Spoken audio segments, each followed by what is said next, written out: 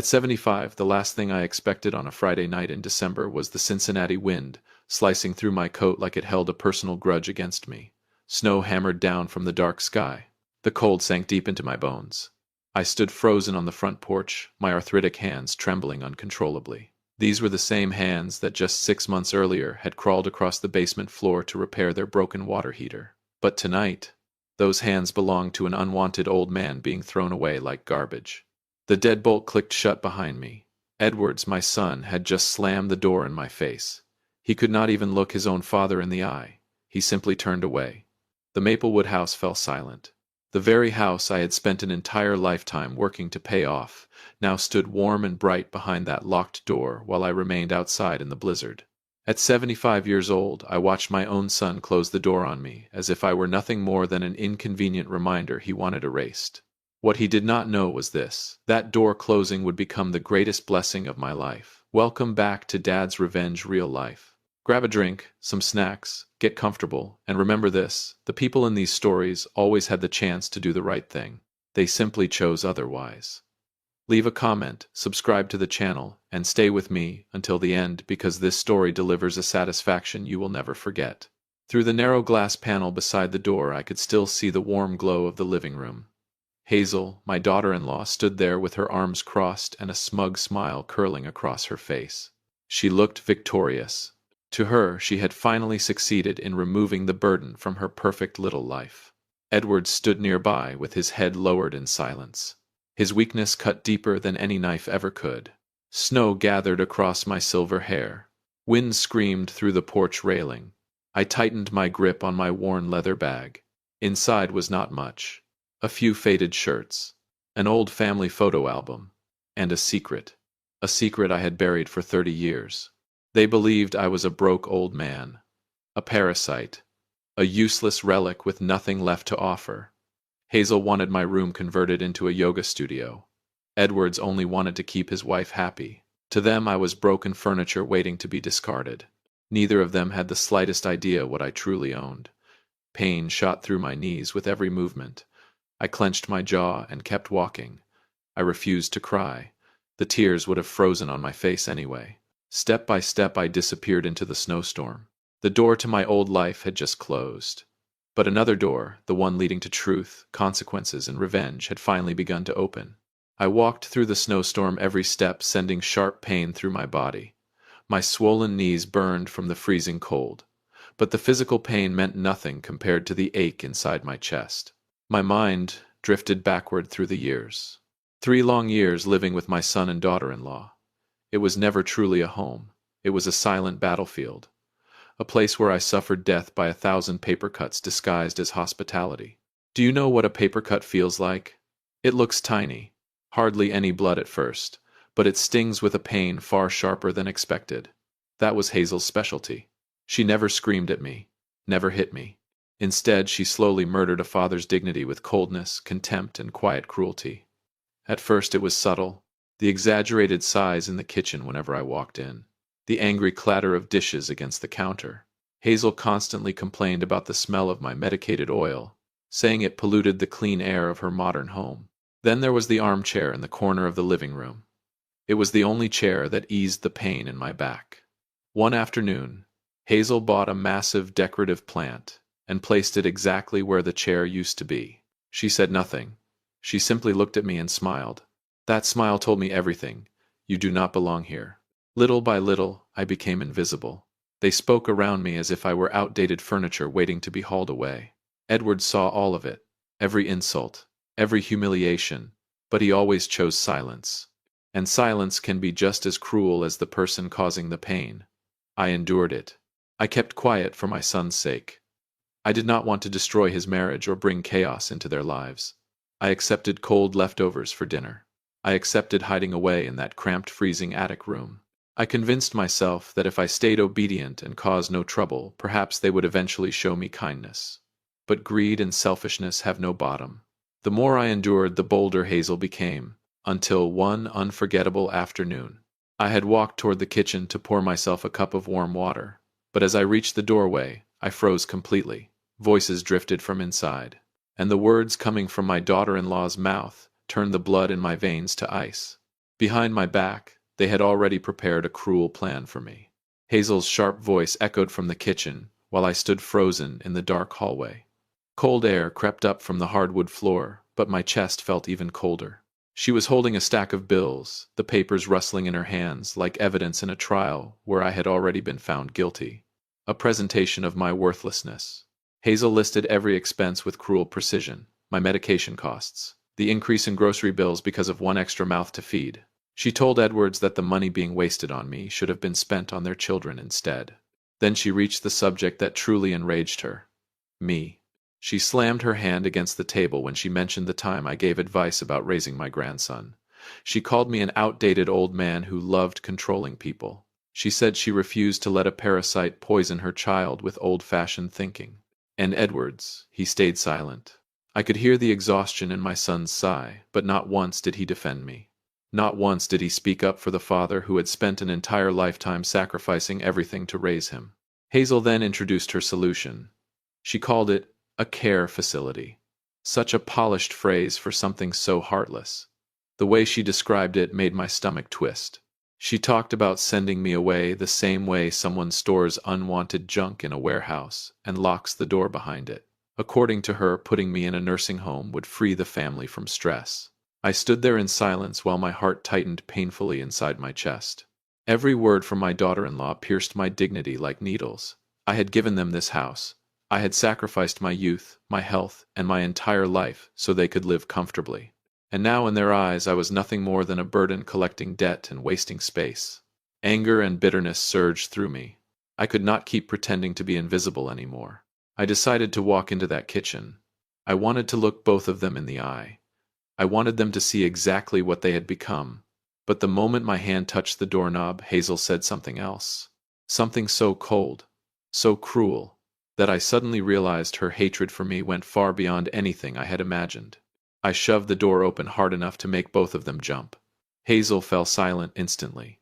For a split second, confusion flashed across her face, but it disappeared just as quickly, replaced by the same arrogant expression she always wore.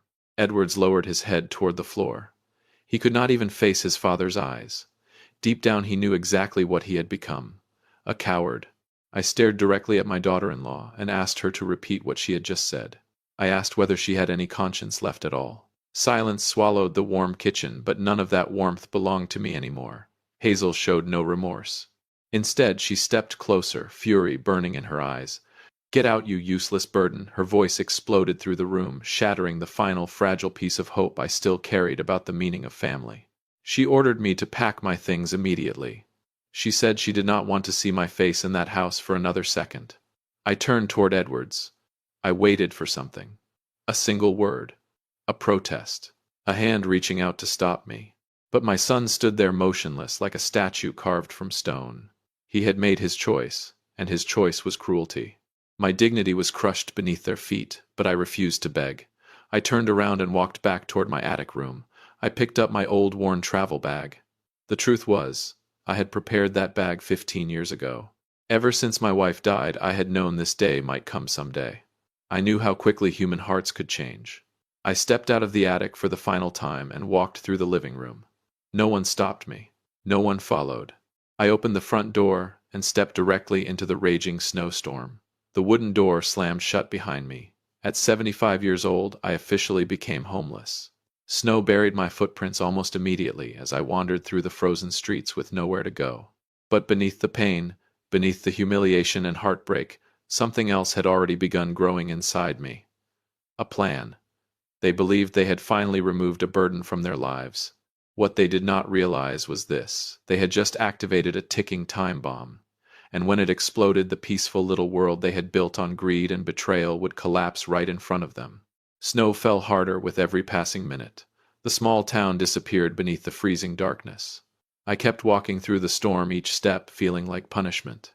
My knees had swollen badly, and pain tightened through my body with every breath I took. The Cincinnati wind roared in my ears, as if it were mocking the misery of an old man abandoned by his own son.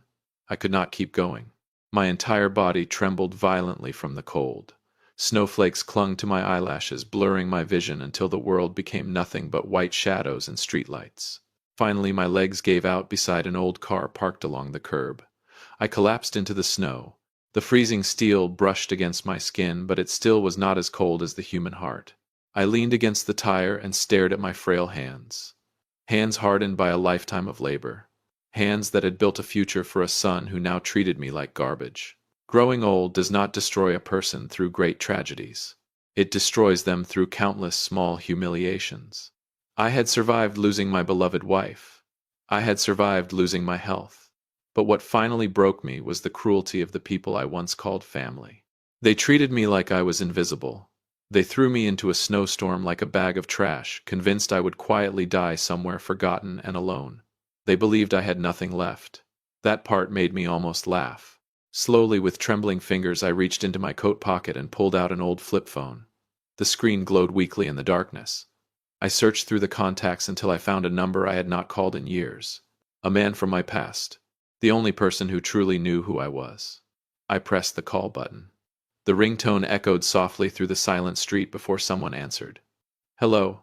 The familiar voice sent warmth through my frozen chest. I fought to keep my own voice steady as I spoke. I was calling Officer Ramirez, and I told him I needed help. Ramirez recognized my voice immediately. His tone changed instantly. He ordered me to stay where I was, and promised he was coming right away. The call ended. I closed my eyes as exhaustion dragged at my body. My strength was fading fast, but inside me a spark had finally ignited. Officer Ramirez was coming, and with his arrival a secret buried for decades was about to rise to the surface. My cowardly son and vicious daughter-in-law had no idea who that man truly was, and they certainly had no idea what he was about to bring into my life. Headlights tore through the raging snowstorm, cutting across the darkness like a blade. Tires crunched heavily against the thick ice as a police cruiser slid to a stop directly in front of me. Officer Ramirez jumped out immediately.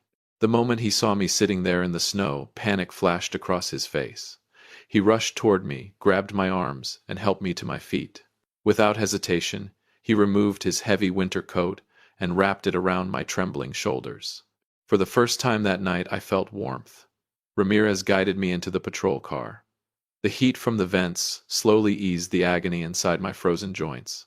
He looked at me with disbelief and sorrow, unable to understand how a 75-year-old man had ended up abandoned in the middle of a blizzard.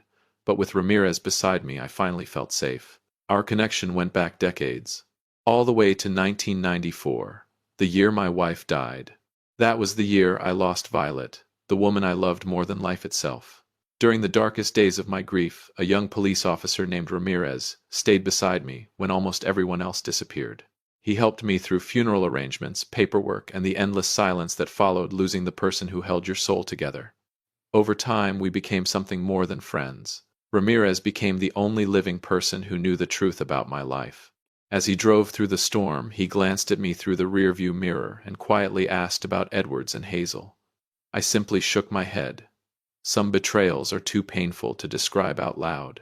Ramirez let out a slow breath. Then his expression hardened. He told me there was no reason to hide the truth anymore. Everything had already been prepared. The world was finally going to learn who Raymond Walker really was. For 30 years, I had secretly operated a charitable foundation in Violet's name, a foundation worth millions. While I lived like a poor old man inside the Maplewood house, that organization quietly changed thousands of lives across the country. I let my daughter-in-law insult me. I let my son look down on me. Because protecting Violet's legacy mattered more to me than wealth, pride, or comfort. Not once in 3 decades had I touched a single dollar from that fortune for personal gain. Ramirez pressed harder on the gas pedal, and the cruiser surged through the snowy streets. We were not heading towards some cheap motel for homeless men. No, Ramirez was taking me somewhere far more important. Somewhere the truth would finally step into the light. And that place would become the beginning of the worst nightmare Edwards and Hazel had ever experienced. Ramirez's police cruiser cut through the darkness while snow continued crashing against the windows. I stared outside as familiar streets slowly disappeared behind us. I assumed he was taking me to some cheap motel on the edge of town. At the very least, I expected a temporary place to survive the storm for one night. But instead of turning toward a hotel, Ramirez drove straight to the Westwood Community Center. I looked at him in confusion and asked why we were there at this hour. Ramirez did not answer. He only smiled. A smile filled with pride. The cruiser slowly rolled through the gates of the center, and the moment we entered the parking lot, my heart nearly stopped. I could not believe what I was seeing. Despite the brutal snowstorm, the courtyard was overflowing with people. Hundreds of residents stood beneath the falling snow, holding candles in their hands. Tiny flames flickered in the darkness, joining together into a sea of warm golden light. They were waiting for me. Men, women, children, elderly couples, all standing in the freezing cold just to support one old man who had been thrown away by his own family. The moment the cruiser stopped, murmurs swept through the crowd. And then I recognized the faces. The elderly woman who owned the grocery store down the street. The mechanic from the corner garage. The children whose school tuition I had quietly paid years earlier. 2 television news vans were parked near the entrance. Camera lights exploded across the snow as reporters rushed forward. Bright flashes illuminated the police car from every direction. Emotion tightened in my throat. For the first time that night, I realized something important. I was never alone. I had spent 30 years protecting my secret from my son, while an entire community had been protecting it for me. Everyone in this neighborhood knew who I truly was, except Edwards. They knew I was the man behind the Violet Foundation. They knew I had quietly saved thousands of struggling families over the last 3 decades. Ramirez stepped out and opened the car door for me. As I slowly climbed out, the crowd erupted into cheers and applause. Some people were crying openly. Others raised their candles higher into the storm. Reporters surged toward me with microphones in hand. They wanted to interview the city's mysterious philanthropist, the same man who had just been thrown out into a blizzard by his own son. Live television coverage began instantly. My face appeared on screens across the entire city, and somewhere inside that warm Maplewood house, 2 cruel people were about to experience the most horrifying shock of their lives the moment they turned on their television. If you've stayed with this story until now, do us one quick favor: subscribe. A lot of people watch without subscribing, but it costs nothing and means everything to us. Back at the Maplewood house, the living room still glowed with warmth and comfort. Hazel sat calmly, sipping a cup of hot tea, while Edward slouched on the sofa, staring blankly into space. He tried to avoid his own conscience by pretending not to think at all. The large television mounted on the wall played the late-night news. Then suddenly the anchor's voice sharpened with urgency. A breaking story. The screen switched to live footage from the Westwood Community Center. Cameras swept across a massive crowd of people holding candles beneath the raging snowfall. Then the lens zoomed in on an elderly man slowly stepping out of a police cruiser. Edwards froze. His eyes widened in horror.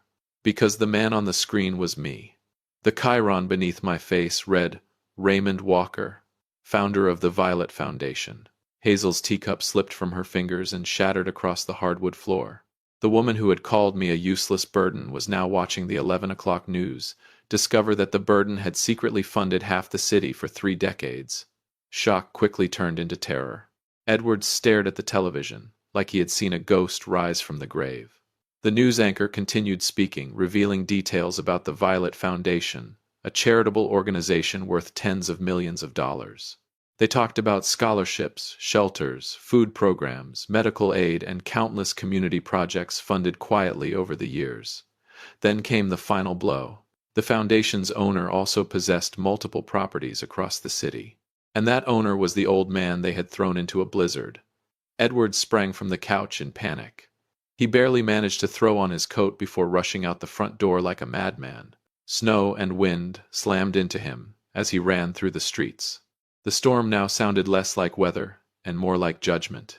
Meanwhile, at the Westwood Community Center, volunteers and residents escorted me into the brightly lit main hall.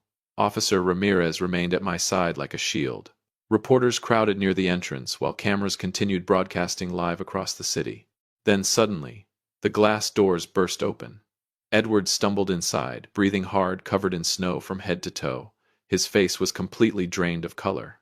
The moment the crowd recognized him, whispers exploded throughout the hall. Cameras instantly turned toward the traitorous son. If you want to see the look on a son's face when he realizes his father is a millionaire, hit like and leave a comment saying justice if you're holding your breath for the ending.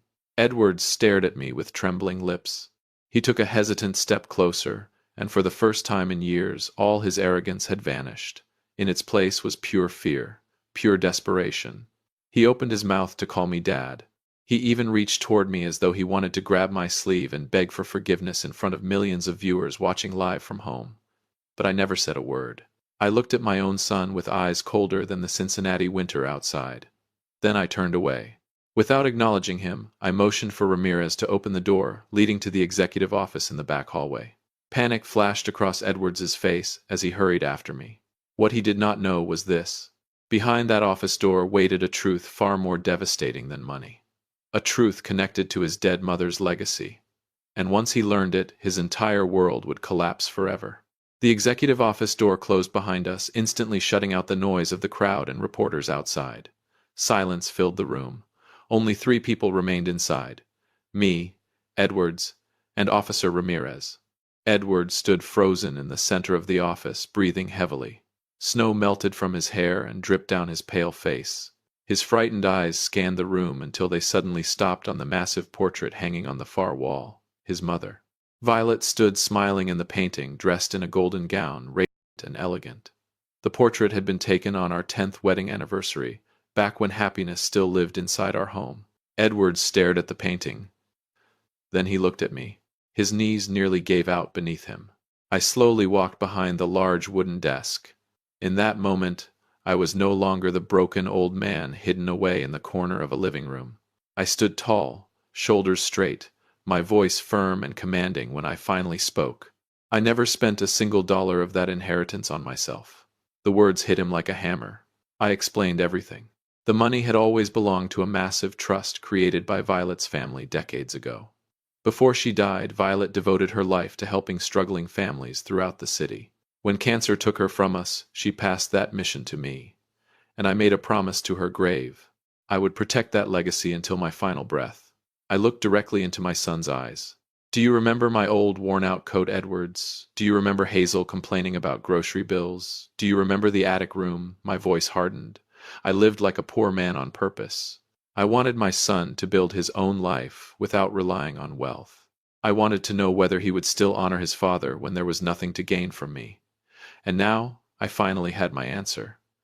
Edwards collapsed into tears. He begged for forgiveness between broken sobs. He blamed Hazel. He claimed she pressured him into everything. He pleaded with me to remember that we were family and begged me to come home. But his words sounded hollow, weak, pathetic. I stared at the son I had sacrificed my life to raise, and the emotional punishment unfolding before me felt far crueler than any revenge money could buy. Go ahead, I told him coldly. Call your wife. I could already imagine Hazel losing her mind back at Maplewood. By now she was probably tearing apart my attic room, searching for hidden checks, account statements, or proof of fortune. The same woman who once treated me like an unwanted animal was now desperately wishing she had shown kindness to the old man she threw into the snow. Edwards pulled out his phone with trembling hands. But before he could dial her number, I stopped him. Slowly, I reached into my coat pocket and removed a thick brown envelope. I placed it carefully on the desk between us. The moment Edwards saw the official seal from our family attorney, terror flooded his face, because he understood immediately. This envelope was not about money. It was a final judgment, and whatever waited inside would decide the ultimate punishment for their betrayal. I slid the brown envelope across the desk toward Edwards. His hands shook violently as he broke the seal. Inside was the revised will my attorney had finalized 3 weeks earlier. Every legal document had already been signed, witnessed, and filed. Edwards read the pages line by line. The color drained from his face. Then came the panic. The Maplewood house no longer belonged to him. It now belonged to the Violet Foundation. I stared directly into my son's terrified eyes and delivered the final verdict with a voice colder than the storm outside. Hazel called me a burden, I said. So I decided to give that burden to 30 families who actually need it. The property would be converted into transitional housing for struggling parents and elderly residents abandoned by their own families. They have 60 days to leave. Edwards completely collapsed. He cried openly, begging me to reconsider. He said they had nowhere else to go, but the mercy inside me had frozen to death the moment they threw me into that blizzard. I was never a burden. I was the foundation, and they had destroyed the strongest foundation their lives would ever have. I turned away from my son and walked slowly toward Violet's portrait hanging beside the office window. I stared into her warm eyes, and for the first time in many years, peace settled over my heart. Because this had never been a story about money. It was a love story. A promise that began the night my wife died and lasted for 30 years afterward. And now at last, I had fulfilled that promise. I protected her legacy, and I taught our son a lesson he would carry for the rest of his life. Behind me, Edwards quietly stumbled out of the office. He would have to return home and face Hazel's panic rage and desperation on his own. For the first time in their lives, they would have to survive without the silent protection I had provided all these years. Justice had arrived. Cold, fair, and unforgiving. This story is a reminder that karma is real. Children must honor and care for their parents. Never betray the people who sacrificed their lives to raise you. Because when that betrayal finally comes due, the consequences can destroy everything you built. If this lesson meant something to you, share this video and subscribe to the channel for more emotional and meaningful real-life stories. Parents may pretend to be poor to test their children's hearts, but their love and sacrifices are always immeasurable. Do not wait until you realize the value of the foundation, only to discover your entire house has already collapsed. My name is Raymond McCall, and my journey for justice ends here.